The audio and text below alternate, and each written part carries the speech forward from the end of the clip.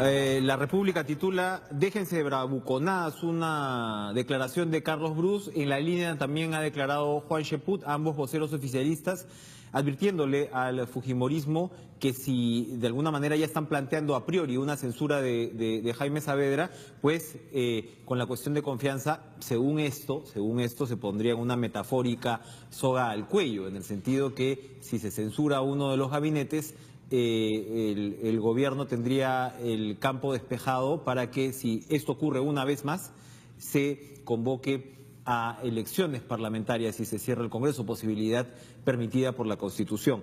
Hay opiniones en contra que incluso señalan que no se podría plantear una cuestión de confianza con estas características, y Jorge del Castillo, congresista aprista y conocedor, por supuesto, de la praxis parlamentaria, se encuentra con nosotros para ayudarnos primero a despejar ese tema que ya se va a vivir pues este miércoles en el Congreso. Jorge, ¿cómo estás? Gracias. Gracias por estar con nosotros. Encantado. ¿Qué cosa es posible en estas circunstancias? ¿El gobierno puede presentar una cuestión de confianza? ¿En qué momento, si es que es posible, tendría que presentarla? ¿Y cómo se desarrollaría este debate bajo ese marco? Ya, mira, termina la interpelación, podría ingresar una moción de censura. Primero se interpela, ahí Primero se interpela. El Ejecutivo no puede decir nada. Hay tres opciones para poder ir a una censura: que se presente voluntariamente, ¿no? Y haga cuestión de confianza, o vaya a la interpelación y como consecuencia de la interpelación o de una exposición voluntaria inclusive del ministro, pueda plantearse una moción de censura, que requiere 25% de firmas de parlamentarios. Si el grupo fujimorista quiere, lo tiene, ¿no es cierto? Entonces, y de ahí hay un lapso de 4 o 10 días para debatir En ese lapso, el jefe de gabinete, por ejemplo, puede hacer una cuestión de confianza del conjunto del gabinete, porque dirá porque es una política de Estado que tiene que defender, no sé, supongamos el tema universitario, ¿no? Porque no creo que es el que vaya Pero a poner... ¿cuándo legalmente, o según el reglamento, esto es Constitución? Sí, esto es Constitución, sí. ¿Cuándo se puede hacer esa cuestión de confianza? Porque hay quienes dicen que usted no puede hacer cuestión de confianza por una persona. Bueno, eso es un ahí habría una interpretación. No, ese es un dicho, porque puede ser cuestión de confianza por la política educativa, ejemplo que lleva el ministro, por el tema, con el debate se han tocado otras cosas, no va a ser una cuestión de confianza por las computadoras. Exacto, ¿no? claro. Ni probablemente, perdón, por el tema panamericano, ¿no? Porque son hechos concretos, salvo que prueben... Pues, pero se puede hacer cuestión de confianza por la permanencia de un ministro de Estado. Por sus políticas, ¿no es cierto? Pero ahí el fujimorismo va a responder, pero señor, nosotros no nos estamos metiendo con las políticas. Sí, pero en el debate... va a aflorar. Va a aflorar de todas maneras. Entonces, yo creo que eso puede suceder, ¿no? Puede suceder. Ahora, si es prudente que suceda o no, eso es otra cosa, ¿no es cierto? Claro, nos referimos a la pertinencia legal. Yo creo que eso es factible, como factible que vayan los ministros y acompañen al ministro de Educación. Ellos tienen libertad. Hay quienes han dicho que no pueden verse acompañados. El artículo 129 de la Constitución dice: el Consejo de Ministros en pleno o los ministros por separado pueden concurrir a las sesiones del Congreso y participar en sus debates con las mismas prerrogativas que los parlamentarios, salvo la de votar. Entonces ellos estarían en su derecho de mostrar su solidaridad con el ministro en ese caso. Ahora, eso es lo legal. Entonces usted nos dice que sí sería posible, habría que, ¿no? Hay un tema de interpretación, pero sería posible. En lo político, conversábamos la semana pasada con Daniel Salaverry, y ante la posibilidad de la cuestión de confianza, él dijo, y claro, es lo que ha ido escalando en los últimos días, que el fujimorismo decía, esperamos que no ocurra eso, ¿no? Porque pondría pues en una situación de confrontación extrema, y que el Ejecutivo, esta palabrita que se usa en los últimos días, pechar, ¿no? Estaría pechando al Congreso. Ahora, desde el lado del gobierno, la consideración, nos imaginamos, es, oigan, miren, a la hora de soltar al ministro de Defensa lo hemos soltado, ¿no? Sin ningún problema, pero aquí no vamos a dejar que nos censuren a un ministro por razones que consideramos pues subalternas o no directamente relacionadas con el trabajo en sí de Saavedra. ¿En ese punto están? Es decir, un ejecutivo que no va a dejar, o sea, nos imaginamos que el ejecutivo dice, si yo me dejo en esta, me voy a dejar en los próximos 4 años. Bueno, si fuera a cambiar la correlación de fuerzas, ¿no? Podría ser válida ese razonamiento. Criterio, pero la situación va a seguir, ¿no? Nadie va a ir, ni tonto que fueran a un segundo gabinete abajo para ir a una elección y ver qué pasa. No, Yo me pondría por encima de esas dos opciones, ¿no? Yo estaría pensando en la gobernabilidad del país. ¿Cómo así? Y mirando un poco en retrospectiva los últimos 3, 4 meses. ¿Qué ha pasado en estos últimos meses del 28 de julio para acá? Le han dado el voto de confianza al gabinete, con la más alta votación que haya podido soñar cualquier primer ministro. Le dieron las facultades delegadas, creo que fue en octubre, ¿no? En todos los temas que pidieron, con pequeñas, muy pequeñas modificaciones. Y tercero, le acaban de aprobar la ley de presupuesto. También con pocas modificaciones. Consensuadamente, ¿no? Entonces, yo creo que en los temas de fondo no hay queja, francamente, ¿no? Están discutiendo, están haciendo grima verbal, pero los temas de fondo están. Entonces, yo apostaría a mantener ese rango de estabilidad política, de gobernabilidad, porque finalmente es la única forma, entendiendo ese Ejecutivo y la mayoría de opositores del Congreso, es que uno puede llevar adelante. ¿Y esa estabilidad política pasaría por la renuncia de Saavedra? Bueno, si un ministro tiene que salir, por ejemplo, ¿no? Yo no veo que una política de Estado tenga que hacerse dependiente de una persona, por más correcta y honesta que pueda ser, ¿no? Yo creo que la honestidad del ministro no está en discusión, ¿no es cierto? Yo lo conozco, le tengo un enorme respeto y creo que esto es una cosa de pensar bien, ¿no? O sea, yo hago una cuestión de Estado por el ministro y nos vamos a una censura de todo el gabinete, ok. Entonces, de aquí a final de año, en menos de un semestre, entras a un segundo gabinete. Que nadie te lo va a censurar.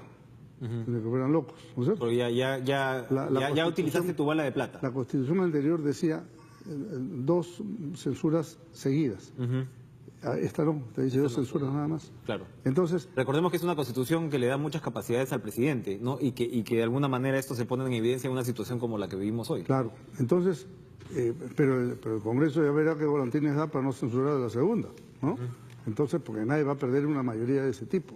Claro, ¿no? es suicida. Entonces, si pensamos del lado de ambas partes, un poco más de serenidad, sin nada, sin estar pechando a nadie, sin hacer cosas atrevidas, ni desaires, ni provocaciones, ¿no? Yo creo que la fiesta se puede volver a retomar en paz, ¿no? Hasta ahora, como no insisto, necesariamente pasando por la salida de Saavedra, incluso, o bueno, usted cree, como está el ambiente, sí va a tener que pasar. No necesariamente pasando por la salida de Saavedra, no. Mira, yo escuché el otro día, hace 2 días, a Saavedra, hablar de que estaba recogiendo algunas modificaciones a la ley universitaria. Así es. ¿no? Y me pareció estupendo, ¿no? Con respecto a los veteranos, digamos, a los profesores mayores. Lo cual estaba muy bien. Hay ¿no? En fin, más libertad a las universidades para modificar y buscar más autonomía del propio SUNEDU, ¿no? Exacto. El propio presidente Kuczynski en campaña en CADE, ¿no? Él dijo, ¿SUNEDU? ¿Para qué SUNEDU? No queremos ningún SUNEDU. Entonces, ahora ya cambió. Evidentemente ha cambiado. Ahora cambiar también puede ser interesante, ¿no? Él cambió, él no creía en SUNEDU en un principio, pero algo ha ocurrido para que estén a punto de ser... Lo pueden haber convencido. ¿No? A mí me convencería un SUNEDU que no dependa del Ministerio de Educación. Porque yo sí creo en la autonomía universitaria. Ahora, y quiero aclarar, el proyecto de ley que presentó Javier Velázquez tenía una última disposición que creo que es la que ha causado mucha... Eliminar todas las normas que vea SUNEDU, eso no puede ser, porque eso sería una retroactividad de la ley y además es absolutamente inconveniente. Ahora, pero es un proyecto de ley que al final ha terminado siendo el proyecto de los fujimoristas. Otra vez, el congresista Salaverry hace algunas semanas nos anunció que el fujimorismo iba a presentar su propio proyecto de ley y luego nos ha dicho, no, el único proyecto que finalmente hemos presentado es un artículo adicional que tiene que ver con títulos del exterior. Es decir, estarían... abrazando, acogiendo el proyecto de Javier Velázquez. Pero yo creo que ha ido la cosa más allá, ¿no? Yo sé que el ministro Saavedra se reunió, por ejemplo, con los representantes de las universidades públicas y privadas y han tomado un memorándum de acuerdos. No está mal. No está mal. Entonces, por eso, si eso se lograra, sería... Pero, a ver, aquí, independientemente de las modificaciones que podrían lograrse, ¿no?, a SUNEDU hay quienes dicen que el proyecto pues de Velázquez, que es quien devuelve a los rectores a la vieja asamblea. Es que ya no, pues, rectores, porque si eliminamos el artículo, ya no cabe esa opción. Bien. Pero hay, según lo que se señala, 2 escenarios de posibles motivaciones políticas, sobre todo desde el fujimorismo, Claro, también hay un par de congresistas apristas, Javier Velázquez y Mauricio Mulder, que han sido muy entusiastas con la materia, pero dos escenarios. Uno es el tema que estamos comentando, el que en realidad tendría a la eliminación de la SUNEDU y el retroceso en la reforma universitaria como su objetivo principal, pero hay otro escenario más, que es el tema del fujimorismo, de decir, vamos a desaparecer cualquier tipo de vestigio del gobierno anterior y además forzar la idea esta de un entendimiento entre Ollanta-Humala y Pedro Pablo Kuczynski. Y Saavedra de alguna manera es un símbolo en esas circunstancias. Claro. ¿Cree usted que pesa esto dentro del razonamiento político del fujimorismo? Puede pesar, no lo sé, porque yo no estoy en ese razonamiento ni cercanamente. Pero puede ser que alguien diga, oye, este es el nexo, ¿no es cierto? No solamente de Ollanta, sino un ministro presuntamente cercano a la primera dama. Sí, todas esas elucubraciones que se pueden hacer. Pero yo creo que hay que poner aquí una enorme cuota de madurez, ¿no? Primero, uno no puede adelantar si va a haber un asesor o no, depende de qué cosa responda. Tiene que pasar por la interpelación. Escuchar, porque yo veo gente que yo voto a favor, yo voto en contra. Oye, pero ni los he escuchado, por favor, poco de madurez, de sentido común. Segundo, si hay posibilidad de buscar puntos de equilibrio, bueno, que se busquen, ojalá, ¿no? Si ya se ha hecho con los propios interesados, porque no se va a hacer con el sector político, ¿no? Yo creo que el gobierno mismo tiene que tener, no es una buena idea soltar bolas, oye, mira, voy a cerrar el Congreso si es que... Cierro el Congreso, o lo hago a saber al primer ministro. O sea, es por provocaciones tontas, infantiles, no sé quién aconsejará al presidente hacer esas cosas, ¿no? Creo que esto hay que manejarlo. ¿Por qué? Ante la perspectiva de que el escenario parlamentario no va a cambiar en los próximos 4 años y medio. ¿O va a cambiar? No, definitivamente si es que no se cierra el Congreso no va a cambiar. Y como usted dice, el fujimorismo no va a disparar esa bala de plata, ¿no? Porque se quedaría también... Porque la siguiente bala sería en su cabeza. Exacto. ¿No es cierto? Y no lo va a hacer. Pues. Exacto. Es obvio que no lo va a hacer. Ahora, es interesante también, ¿no? Porque es como que el Ejecutivo también responde ahí, ¿quieres esto? Yo tengo esta posibilidad, ojo, de hacer Claro, bueno, pero... Es el juego político y democrático también da eso está escrito, opciones. Eso se sabe, no hay necesidad ni que decirlo para que se sepa que se puede pasar. Pero si ya lo dices, ya suena pues a un emplazamiento, ¿no? Claro. Ahora, es una situación sin duda compleja. Ustedes mismos en el gobierno también pasaron por ¿no? momentos de presión política, pero claro, no tenías la mayoría que tienes aquí por el lado de la oposición. No, pero no es fácil gobernar. Pero teníamos otros argumentos. Teníamos la capacidad de dialogar, de entendernos, de hacer política, ¿no? Le falta eso a este oficialismo. A gritos. Vemos incluso que hay un señor guía, un congresista guía, que está diciendo que él podría votar por la censura. ¿Cómo se puede explicar eso en una bancada además pequeña, ¿no? Y uno ya se les fue, ¿no es cierto? Y se pasó con zapatos y todo al fujimorismo el otro día. ¿Ahí qué pasa? ¿Ahí falta un liderazgo de parte del propio presidente de la República? ¿Es poco más lo que se puede hacer? No, mira, a ver, en primer lugar, mi gran respeto por el doctor Kuczynski, absolutamente. Él es el presidente de la República y yo tengo respeto por él antes de que lo fuera, si es que ahora siendo presidente con mayor razón.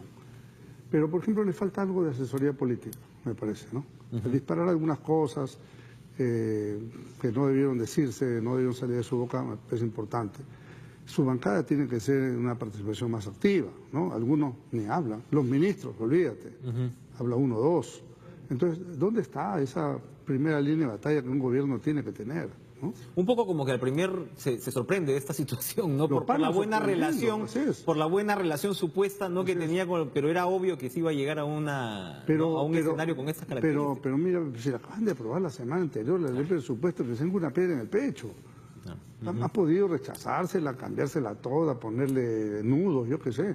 Eso no, por eso hay que pensar más en grande y dejarse de la chauchilla. Ahora, pero esa chauchilla es la que te va debilitando a un gobierno también, ¿no? O sea, los últimos 4 periodos hemos estado en acuerdos políticos en líneas generales sobre las cuestiones de fondo, pero siempre con gobiernos que se van debilitando y debilitando, ¿no? Pero este gobierno, por más que haya bajado, pero está entre el 51 y el 53%, que más de los votos que él sacó. Más del doble. Entonces, todavía tiene mucha fuerza como para sostenerse bien seriamente, ¿no es cierto? O sea, menos bromas, más acuerdos serios y estables, ¿no? Y yo creo que mejor comunicación. Bien. Ahí hay un problema severo también, ¿no? Comisión Proinversión, usted preside la Comisión Proinversión y van a iniciar el debate de regulación de monopolios y fusiones. A propósito precisamente del caso Bacus, fue que se revivió la necesidad de debatir el tema de fusiones. El presidente de Indecopi, uno de sus representantes, lo vamos a tener en unos minutos acá, ha dicho que ha recordado que los monopolios en sí no son ilegales, ¿no? Sino que el tema del abuso de la posición de mercado es lo ilegal, o llegar a ese monopolio, ¿no? bajo esas circunstancias. ¿Qué se debería hacer con respecto a la regulación de monopolios? Recordemos que la del Perú es una de las economías más concentradas de la región. Ahora, la concentración económica también es una realidad mundial, ¿no? Sí, claro.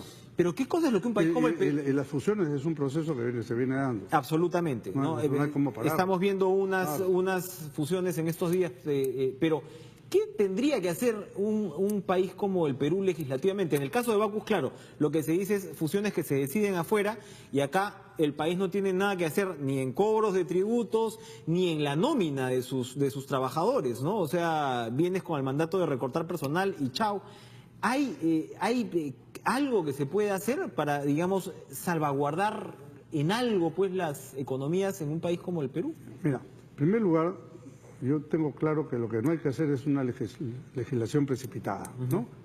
Ya han lanzado por ahí un par de proyectos, pero yo no creo que tenga mucho futuro, ¿no? Hemos tenido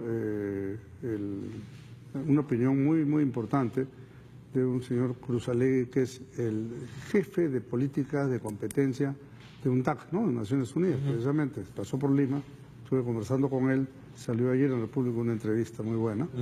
Y él dice, las políticas, la legislación de esta naturaleza, antimonopolios, en fin, debe ser por consensos, debe ser con los más altos consensos en el Congreso. Ese es nuestro objetivo al empezar hoy día precisamente un conjunto de reuniones, de conferencias o de conversatorios. La de hoy es un conversatorio. Hemos invitado a expertos de las universidades más calificadas que están en este tema, ¿no? Está el Pacífico, San Marcos, la de Lima, ESAN, en fin.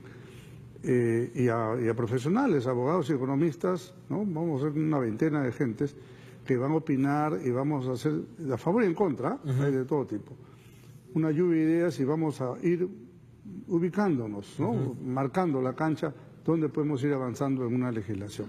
Después vendrán otras reuniones de la gente del Estado propiamente dicha, aunque hoy día van a ir, el jefe de Indecopi debe ir, van a ir del MEF, ¿no?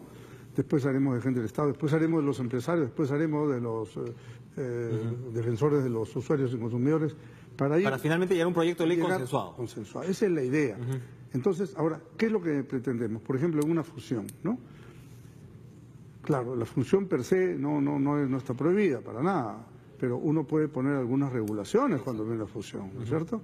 Oye, mira, si tu plan es de despidos, si tú no le dices nada, van a despedir a 1000 al día siguiente.